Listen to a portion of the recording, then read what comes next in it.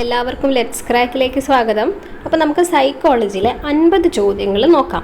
Okay, ഞാൻ എപ്പോഴത്തെയും പോലെ question വായിക്കും, ഓപ്ഷൻ വായിക്കില്ല. നിങ്ങൾക്ക് പോസ് ചെയ്തിട്ട് വേണമെങ്കിൽ ക്വസ്റ്റ്യനും ഓപ്ഷനൊക്കെ നോക്കിയിട്ട് ആൻസർ ചെയ്യാം കേട്ടോ. ഞാൻ വേണമെങ്കിൽ ഈ ഒരു ക്വസ്റ്റ്യൻ പേപ്പർ ടെലിഗ്രാമിൽ ഇട്ടേക്കാം. ഓക്കെ, അപ്പം നമുക്ക് ഫസ്റ്റ് ക്വസ്റ്റ്യനിലേക്ക് പോവാം. അമൂർത്ത ചിന്തനത്തിന് പ്രയോജനപ്പെടുത്തുന്ന അല്ലെങ്കിൽ പ്രയോജനപ്പെടുന്ന ബുദ്ധി ഏതാണ്? ശ്രദ്ധിക്കുക, അമൂർത്ത ചിന്തനം എന്ന് എടുത്ത് പറഞ്ഞിട്ടുണ്ട്. ഓക്കെ, അപ്പോൾ ഏതായിരിക്കും? യുക്തിചിന്താപരവും ഗണിതപരവുമായ ബുദ്ധിയാണ് അമൂർത്ത ചിന്തനത്തിന് പ്രയോജനപ്പെടുന്ന ബുദ്ധി. ഓക്കെ, രണ്ടാമത്തെ ചോദ്യം. ഞാനിതൊന്നും എക്സ്പ്ലെയിൻ ചെയ്യാത്തത് ഇതുമായി ബന്ധപ്പെട്ട ക്വസ്റ്റ്യൻസ് ഇനിയും താഴേക്ക് വരുന്നുണ്ട്. 2, ഏറ്റവും ഫലപ്രദമായ ഉദ്ഗ്രഥിത രീതി ഏതാണ്? ഉദ്ഗ്രഥിത രീതി. ഓപ്ഷൻ ബി അന്തർവിഷയാത്മക സമീപനം. ഓപ്ഷൻ ബി അന്തർവിഷയാത്മക സമീപനമാണ് ശരി ഉത്തരം. മൂന്നാമത്തത്, ഗാന്ധിജിയുടെ അടിസ്ഥാന വിദ്യാഭ്യാസ രീതി ഏതിനെ കേന്ദ്രീകരിച്ചുള്ള ഉദ്ഗ്രഥിത സമീപനമാണ്? ഏതാണ്? ഓപ്ഷൻ എ കൈത്തൊഴിലിനെ കേന്ദ്രീകരിച്ചിട്ടുള്ളതാണ്. ഗാന്ധിജിയുടെ അടിസ്ഥാന വിദ്യാഭ്യാസ രീതി എന്ന് പറയുന്നത് ഏതിനാണ്? കൈത്തൊഴിലിനെ കേന്ദ്രീകരിച്ചുള്ള ഉദ്ഗ്രഥിത സമീപനം ആണ്. നാലാമത്തത്, ആശയ അവതരണ രീതിയുടെ ക്രമം ഏതാണ്? ഇതിൻ്റെ ബാക്കി ഇവിടെ ഉണ്ടോ? ഇവിടെ ഒരു സമൂഹം കിടപ്പുണ്ട്, കുഴപ്പമില്ല. എന്തായാലും നിങ്ങളുടെ ഓപ്ഷൻ ഡിയിലേക്ക് പോകണ്ട കേട്ടോ. വാക്യം കഴിഞ്ഞിട്ട് ഇവിടെ ഒരു സമൂഹമുണ്ട്. ഓക്കെ, എന്തായാലും ഓപ്ഷൻ ഡി അല്ല. ഏതാണ് വരിക? ഓപ്ഷൻ സി ആണ് വരിക. ആദ്യം വാക്യസമൂഹം, പിന്നെ വാക്യം, പദം, അക്ഷരം, ഇങ്ങനെയാണ് ആശയ അവതരണ രീതിയുടെ ക്രമം വരിക. ഓക്കെ, അഞ്ചാമത്തെ ചോദ്യം. വിഷയങ്ങളുടെ പരസ്പര ബന്ധം കണ്ടെത്തുന്നതിനും പഠന മേഖലയെ സമഗ്രമായി ഉൾക്കൊള്ളുന്നതിനും സഹായിക്കുന്ന പഠന രീതി ഉദ്ഗ്രഥിത സമീപനമാണ്. ഉദ്ഗ്രഥിത സമീപനം. 6, മൂകരും ബധിരരുമായ ആളുകൾ സ്വന്തമായ ഒരു ഭാഷ സൃഷ്ടിക്കുന്നത് ഏത് ബുദ്ധിയുമായി ബന്ധപ്പെട്ടിരിക്കുന്നു? ഓപ്ഷൻ ഡി ഭാഷാപരമായ ബുദ്ധി. ഭാഷാപരമായ ബുദ്ധി. ഇതൊക്കെ ഹൊവാർഡ് ഗാർഡനറിൻ്റെ മൾട്ടിപ്പിൾ ഇൻ്റലിജൻസിൽ വരുന്നതാണ് കേട്ടോ. ബഹുമുഖ ബുദ്ധിയിൽ വരുന്ന കാര്യങ്ങളാണ് നമ്മൾ പറയുന്നത്. ഓക്കെ, 7, ആന്തരിക വൈയക്തിക ബുദ്ധിയുടെ വികാസവുമായി ബന്ധമില്ലാത്തത്. നമുക്ക് നോക്കി നോക്കാം. സ്വതന്ത്ര ചിന്തയ്ക്ക് കാരണമാകുന്നു, അത് ശരിയാണ്. ആസ്വാദനത്തിന് മുൻതൂക്കം നൽകുന്നു എന്ന് പറഞ്ഞാൽ തെറ്റാണ്. അപ്പം തന്നെ നമ്മൾ ഓൾറെഡി ആൻസറിലെത്തി. എന്നാലും ബാക്കി 2 ഒന്ന് നോക്കാം. ആത്മപ്രകാശനത്തിന് ഉതകുന്നു, ശരി. സ്വയം വിലയിരുത്തൽ സാധ്യമാകുന്നു. നമ്മുടെ ആൻസർ വരുന്നത് ഏതാണ്? 7, ഓപ്ഷൻ ബി ആണ് വരുന്നത്. Okay, 8, operant conditioning. ഇംഗ്ലീഷും തന്നിട്ടുണ്ട്, മലയാളവും തന്നിട്ടുണ്ട്. പ്രക്രിയ അനുബന്ധനം. ഈ ഒരു സങ്കല്പം അവതരിപ്പിച്ചത് ആരാണ്? സ്കിന്നറിൻ്റെ ആണ് അല്ലേ? സ്കിന്നർ. ഓക്കെ, ഇനി 9ാമത്തെ ചോദ്യം. ഉദ്ദേശാധിഷ്ഠിത ബോധനം അവതരിപ്പിച്ചത് ആര്? ഉദ്ദേശാധിഷ്ഠിത ബോധനം ബെഞ്ചമിൻ എസ് ബ്ലൂം ആണ്. Option C Benjamin S Bloom. 10, വാചിക ചേഷ്ടകളുടെ പ്രബലനമാണ് ഭാഷാവികാസത്തിന് അടിസ്ഥാനം എന്ന് അഭിപ്രായപ്പെട്ടത് ആര്?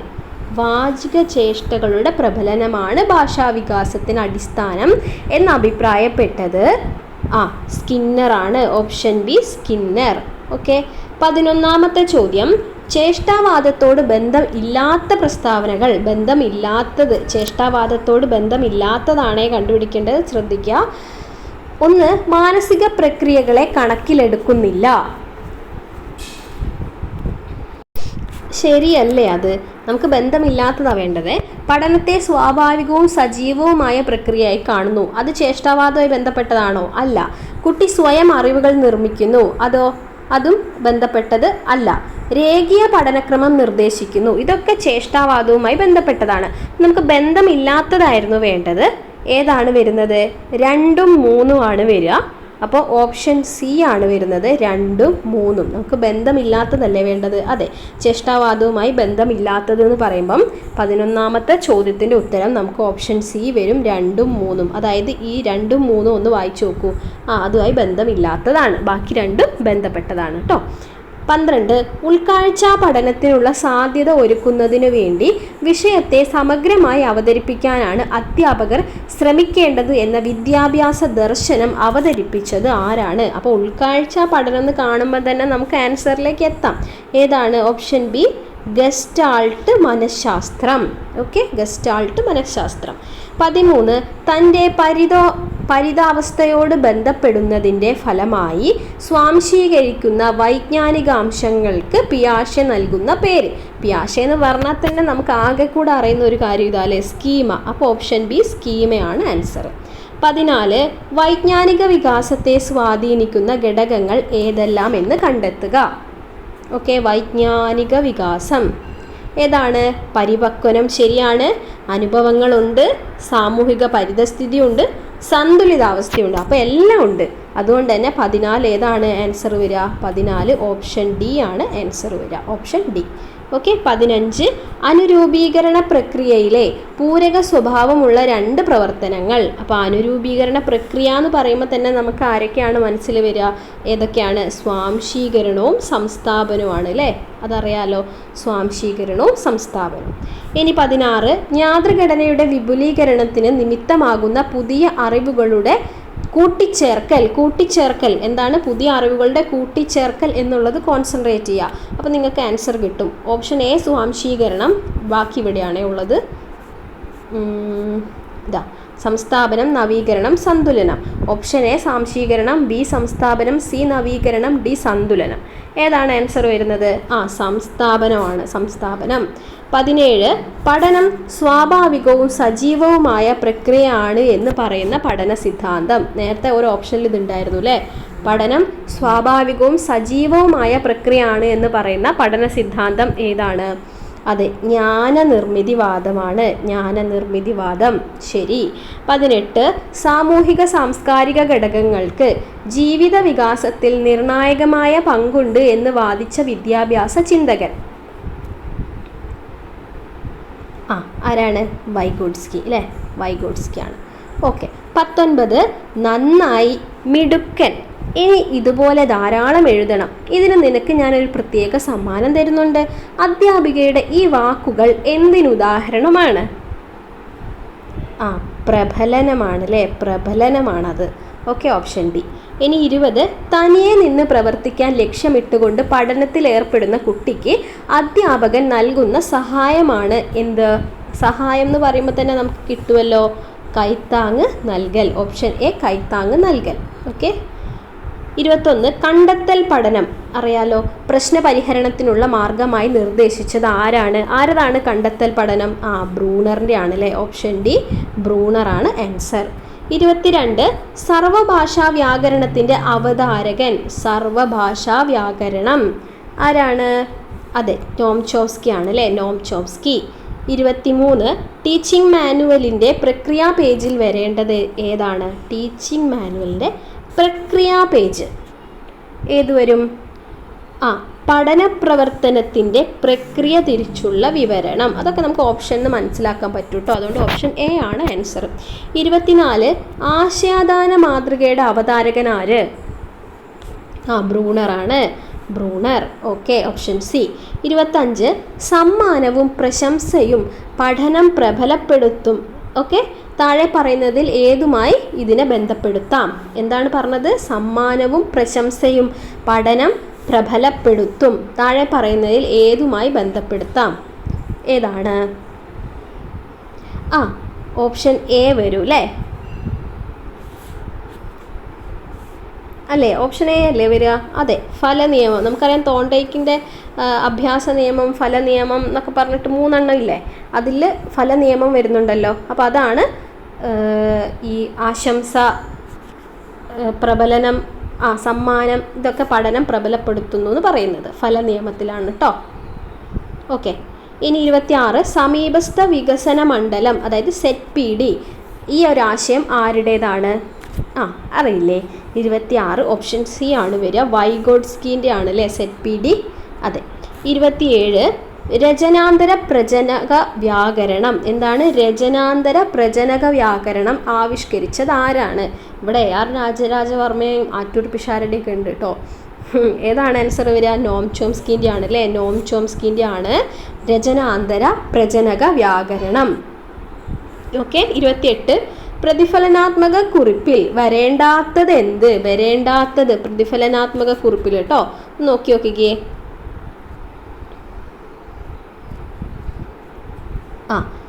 വരേണ്ടാത്തത് അധ്യാപകന്റെ കണ്ടെത്തലുകളും തിരിച്ചറിവുകളും വരും. പിന്നെയോ തുടർ പ്രവർത്തനങ്ങളുടെ വിവരണവും വരും. ആസൂത്രണത്തിലെ പിഴവുകളും വരും. ചോദ്യോത്തരങ്ങൾ വരില്ല. അപ്പം 4 മാത്രം വരില്ല. അപ്പോൾ ഓപ്ഷൻ ഏത് വരും? ഡി ആയിരിക്കും ആൻസർ വരിക. ഓപ്ഷൻ ഡി ആയിരിക്കും ആൻസർ വരിക. ഇനി 29 മനുഷ്യ ശിശുവിന് ഭാഷ ജന്മസിദ്ധമായി കിട്ടിയതാണെന്നും അതുകൊണ്ടാണ് മാതൃഭാഷയും മറ്റുള്ള ഭാഷകളും വേഗത്തിൽ സ്വായത്തമാക്കുന്നതെന്നും അഭിപ്രായപ്പെട്ടത് ആര്? അതെ, ആരാണ്? നോം ചോംസ്കി ആണ്. Noam Chomsky. ഓക്കെ. 30 പഠനത്തിൽ ചാക്രികാരോഹണ രീതി അവതരിപ്പിച്ചത് ആരാണ്? ആരാണ്? ബ്രൂണർ ആണ്. Option A Bruner. Okay. 31 Vygotsky ശുപാർശ ചെയ്യുന്ന സംഘപഠന രീതികളിൽ പെടാത്തത് ഏതാണ്? സംവാദാത്മക പഠനമാണ്. വൈഗോട്സ്കിൻ്റെ ആണ് ചോദിച്ചത്. അപ്പം സംഘപഠന രീതികളിൽ ഏതൊക്കെ വരും? സഹകരണാത്മക പഠനം വരും, സഹവർത്തിത്വം വരും, സമസംഘ പഠനമൊക്കെ അതിൽ വരുന്ന സംഘപഠന രീതികളിൽ വരുന്നതാണ്. അപ്പം അതിൽ പെടാത്തത് സംവാദാത്മക പഠനം തന്നെയാണ് അല്ലേ? ഓക്കെ. 32ാമത്തെ ചോദ്യം പ്രതിഫലനാത്മക കുറിപ്പിൻ്റെ പ്രയോജനമല്ലാത്തത് ഏത്?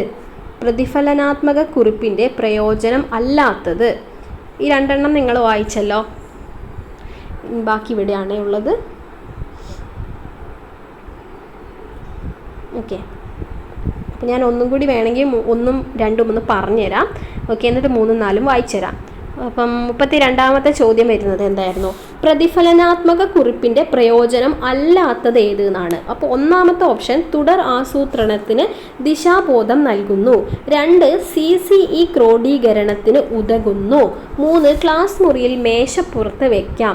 4 പ്രതിവാര SRG യോഗത്തിൽ അവതരിപ്പിക്കാം. ഇതിൽ ഒറ്റപ്പെട്ട് നിൽക്കുന്ന ആരാന്ന് മനസ്സിലാക്കിയാൽ മതി. ഏത് വരും? വായിക്കുമ്പം തന്നെ നമുക്ക് മനസ്സിലാവൂലേ ഏതാണ്?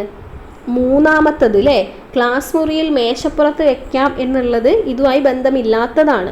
അതുകൊണ്ട് 3 മാത്രമായിരിക്കും നമ്മുടെ ഓപ്ഷൻ വരിക. അപ്പോൾ ഓപ്ഷൻ സി വരും കേട്ടോ. 32 ഓപ്ഷൻ സി വരും. 33 പഠിതാവിൻ്റെ ഒരു വിഷയത്തിലുള്ള കഴിവിനെ പരിശോധിക്കാൻ തയ്യാറാക്കുന്ന ശോധകം. ശോധകങ്ങൾ പഠിക്കണം. ഏത് വരും? സിദ്ധിശോധകം. സിദ്ധിശോധകമാണ് പഠിതാവിൻ്റെ ഒരു വിഷയത്തിലുള്ള കഴിവിനെ പരിശോധിക്കാൻ തയ്യാറാക്കുന്നത്. Option B.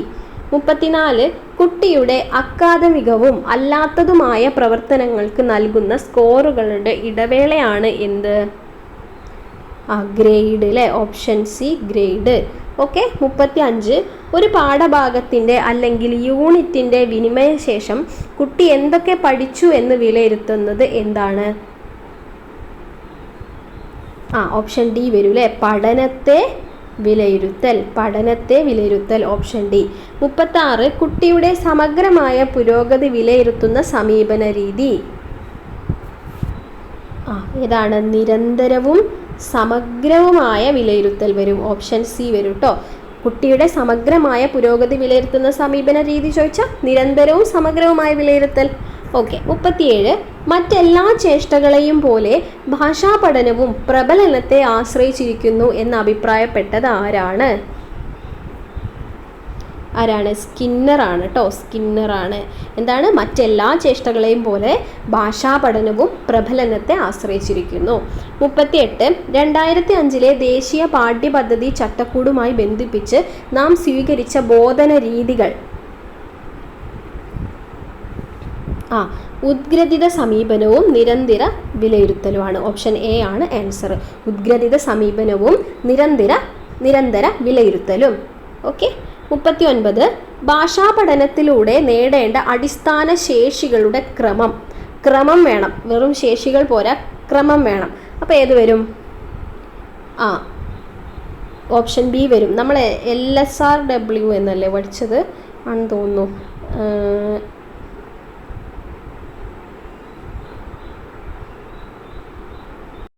അല്ലേ? L listening, S speaking, are reading, W writing അല്ലേ? അപ്പോൾ നോക്കുമ്പോൾ ഓപ്ഷൻ ബി വരും. ഓപ്ഷൻ ബി ശ്രവണം, ഭാഷണം, വായന, ലേഖനം.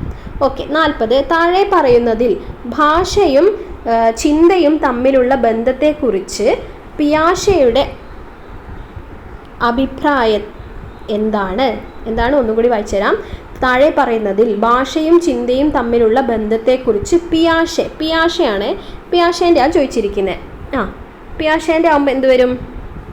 അതെ, എന്താണ്? ഭാഷയെ നിർണ്ണയിക്കുന്നത് ചിന്തയാണ്. അപ്പം ചിന്തയ്ക്കാണ് പ്രാധാന്യം അല്ലേ? പിയാഷേൻ്റെ കാര്യത്തിൽ ചിന്തയ്ക്കാണ് പ്രാധാന്യം. അതുകൊണ്ട് ഓപ്ഷൻ ബി ആണ് ആൻസർ വരുന്നത്. ഇനി 41 സ്വന്തം രീതിയിൽ പഠന പ്രക്രിയകളിൽ മുഴുകുമ്പോഴാണ് കുട്ടികൾ ഏറ്റവും അധികം പഠിക്കുകയും വളരുകയും ചെയ്യുന്നത് എന്ന നിരീക്ഷണത്തിൽ അധിഷ്ഠിതമായ ഭാഷാ സിദ്ധാന്തം ഏത്? ഭാഷാ സമഗ്രതാ ദർശനം. ഓപ്ഷൻ സി ഭാഷാ സമഗ്രത ദർശനം. ഓക്കെ. 42 പഠനത്തിൻ്റെ കാര്യക്ഷമതയ്ക്ക് വേണ്ടി അധ്യാപകരോ സഹപാഠികളോ നടത്തുന്ന വിലയിരുത്തലുകളും ഫീഡ്ബാക്ക് നൽകലും എന്ത് പേരിൽ അറിയപ്പെടുന്നു? ഏതാണ്? ഓപ്ഷൻ ബി ആണ് പഠനത്തിനായുള്ള വിലയിരുത്തൽ കേട്ടോ. പഠനത്തിനായുള്ള വിലയിരുത്തൽ. 43 ജനിക്കുമ്പോൾ കുട്ടികൾ ഒഴിഞ്ഞ സ്ലേറ്റുകൾക്ക് സമാനമാണ് എന്ന് പറഞ്ഞത് ആരാണ്? ജനിക്കുമ്പോൾ കുട്ടികൾ ഒഴിഞ്ഞ സ്ലേറ്റുകൾക്ക് സമാനമാണെന്ന് പറഞ്ഞത് ഓപ്ഷൻ സി ജോൺ ലോക്ക് ആണ് കേട്ടോ. ജോൺ ലോക്ക് ആണ്. ഓക്കെ.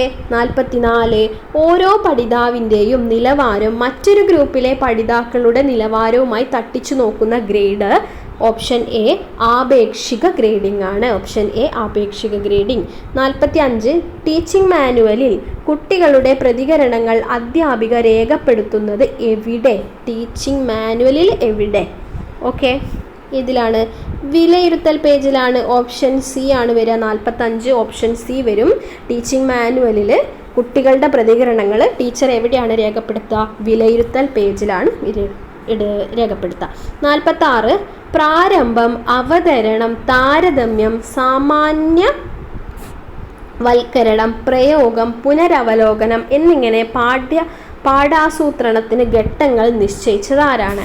എന്തൊക്കെയാ ഘട്ടങ്ങൾ? പ്രാരംഭം, അവതരണം, താരതമ്യം, സാമാന്യവൽക്കരണം, പ്രയോഗം, പുനരവലോകനം ഇങ്ങനെയൊക്കെ പാഠാസൂത്രണത്തിന് ഘട്ടങ്ങൾ നിശ്ചയിച്ചത് ആരാണെന്നാണ് ചോദ്യം. ആരാണ്? ഹെർബർട്ട് ആണ്. Option B Herbert. ഓക്കെ. ഇനി 47 ക്ലാസ്സിൽ വിനിമയം ചെയ്യുന്ന പഠന പ്രവർത്തനം പ്രക്രിയ തിരിച്ച് വിവരിക്കുന്നത് എവിടെ? പ്രക്രിയ പേജിലാണ്. ഓപ്ഷൻ സി പ്രക്രിയ പേജ്. 48 ഒരു പാഠ്യവർഷത്തിൻ്റെയോ കോഴ്സിൻ്റെയോ സെമസ്റ്ററിൻ്റെയോ അവസാനം നടത്തുന്ന മൂല്യനിർണ്ണയം. കോഴ്സിൻ്റെയോ സെമസ്റ്ററിൻ്റെയോ അവസാനം നടത്തുന്ന മൂല്യനിർണ്ണയമാണ്. അതുകൊണ്ട് തന്നെ ആത്യന്തിക മൂല്യനിർണ്ണയം. Option D. ഓക്കെ. 49 വിദ്യാഭ്യാസത്തിൻ്റെ വിവിധ ഘട്ടങ്ങളിൽ കുട്ടി നേടേണ്ട ലക്ഷ്യങ്ങളായി നാം കണക്കാക്കുന്നവയാണ് ഏത്?